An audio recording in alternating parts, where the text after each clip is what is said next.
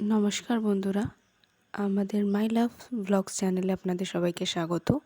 আজকের রেসিপি পোস্ত ছাড়া পটলের দোরমা। প্রথমে পটলগুলোকে ছাড়িয়ে রেখে তার মধ্যে থাকা দানা বার করে রাখবো। তারপরে পটলগুলোকে ভালো করে ধুয়ে নিয়ে নুন হলুদ দিয়ে ভেজে নেব।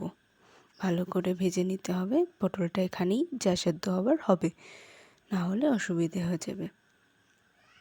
পটলগুলোকে ভেজে নেব। পটল ভাজা হতে হতে আমি সাইডে বেটে রেখেছি নারকোল আর পটলের মধ্যে থাকা দানা। তারপরে পটলগুলো তুলে তেলের মধ্যে দিয়ে দেবো পেঁয়াজ কুচি। পেঁয়াজগুলো একটু ভাজা ভাজা হয়ে এলে তাতে দিয়ে দেব নারকোল বাটা আর পটলের দানা বাটা। ভালো করে মিশিয়ে নেব পেঁয়াজ আর মশলাটাকে, নারকোল আর পটলের দানাটাকে ভালো করে মিশিয়ে নেব। এমনভাবে মেশাতে হবে যাতে কড়া থেকে ছেড়ে ছেড়ে আসে। এমন পরিস্থিতিতে আসার আগে আমি এর মধ্যে দিয়ে দেব, ভালো করে মিশিয়ে নিই। এরকম টেক্সচার চলে এলে এতে আমরা দিয়ে দেব পরিমাণ মতো নুন, পরিমাণ মতন হলুদ আর দিয়ে দেব লঙ্কার গুঁড়ো। দেওয়ার পর ভালো করে মিশিয়ে নেব। ভালো করে মিশিয়ে নেব। আমার পুরটা একটু কম কম মনে হচ্ছে, আর আমার পুর কম মনে হলে আমি কি করি, সাধারণত একটা আলু সেদ্ধ করে নিই, সেটা ম্যাশ করে দিয়ে দিই। কিন্তু আজকে আমার আলুটা সেদ্ধ করা হয়নি, এই জন্য আমি নতুন একটা ট্রিক ইউজ করেছি। সেটা হলো, আগের যে তরকারি আমি করে রেখেছিলাম সেই তরকারি থেকে কিছু আলু নিয়ে ম্যাশ করে আমি সেটা এর মধ্যে দিয়ে দেবো। তাহলে কি হবে, আমার পুরটা বেশি হয়ে যাবে। হ্যাঁ, এতে কিন্তু চিনিটাও দিতে হবে, চিনিটাও মাস্ট। এই যে আমি আলুটাও দিয়ে দিয়েছি, দিয়ে পুরটাকে ভালো করে মিশিয়ে নেব। খুব সুন্দরভাবে মিশিয়ে নিতে হবে।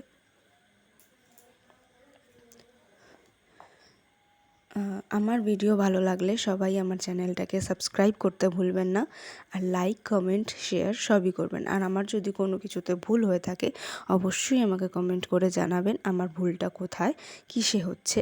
আমি অবশ্যই সেটা শোধরানোর চেষ্টা করব। আমি একদম নতুন ভিডিও বানাই, একদম আমার অভিজ্ঞতা নেই কিভাবে ভিডিও বানাতে হয়। তো আশা করব আপনারা সবাই আমাকে সাপোর্ট করবেন। তো আমার পুরটা তৈরি হয়ে গেছে, পুরটা আমি তুলে নিয়েছি। কড়াইয়ে তেল দিয়ে তার মধ্যে দিলাম জিরে আর তেজপাতা, তারপরে দিলাম টমেটো কুচি, তারপরে দেব কাঁচা লঙ্কা, দিয়ে ভালো করে মিশিয়ে নেব। আর এদিকে আমি কি করছি, পটলের মধ্যে পুরগুলো ভরে নিচ্ছি। দুটোই বেশ গরম ছিল, ওই জন্য একটু অসুবিধা হচ্ছে। তো এখানে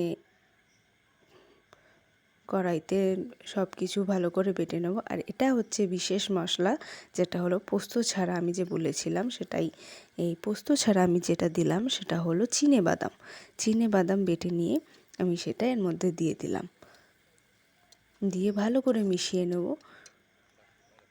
দিয়ে এর মধ্যেই আমি দিয়ে দেবো নুন, হলুদ, গুঁড়ো লঙ্কা, যে যা মশলা দিতে চান দিতে পারেন, অসুবিধে নেই। আমি এখানে জিরে গুঁড়োও দিয়েছি, লঙ্কা গুঁড়ো দিলাম আর ধনে গুঁড়ো দিয়েছি।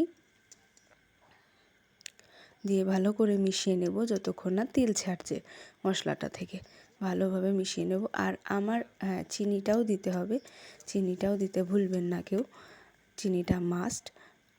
এরপরে আমার আগের পুরটা বেশি হয়ে গেছিলো, ওই পুরটাও আমি এর মধ্যেই দিয়ে দিলাম, দিয়ে ভালো করে মিশিয়ে নেব। এতে কি হলো, আমার মশলাটা গ্রেভিটা একটু বেশি হয়ে গেল। তারপরে এই যে আমার পুর ভরা হয়ে গেছে পটলে, দেখতে দেখুন কেমন লাগছে। তারপরে এই যে মশলাটাও কষানো হয়ে গেছে, আমি তাতে জল দিয়ে দিলাম, পরিমাণ মতন জল দিয়ে ভালোভাবে ফুটতে দেব কিছুক্ষণের জন্য। এটা ছেড়ে দেব ফোটার জন্য। এই যে দেখতে দেখুন কত সুন্দর এসছে কালারটা। এরপর আমি দিয়ে দিলাম পটলগুলো। সুন্দরভাবে পটলগুলো দেওয়ার পর আমি কিছুক্ষণ ঢেকে রাখবো, যতক্ষণ না এটা আরেকটু সেদ্ধ হচ্ছে। পটলগুলো একটু সেদ্ধ না হলে অসুবিধা হয়ে যাবে, খেতে একদমই ভালো লাগবে না। ওই জন্য পটলগুলো ভালো করে সেদ্ধ হওয়া জরুরি। দেখুন আমি তরকারি একদম রেডি, আমি সেটা নামিয়ে নিচ্ছি। দেখুন কত সুন্দর লাগছে দেখতে। আমার পটলের রেসিপি রেডি। সবাই কমেন্ট করে জানাতে ভুলবেন না কেমন হলো রেসিপি।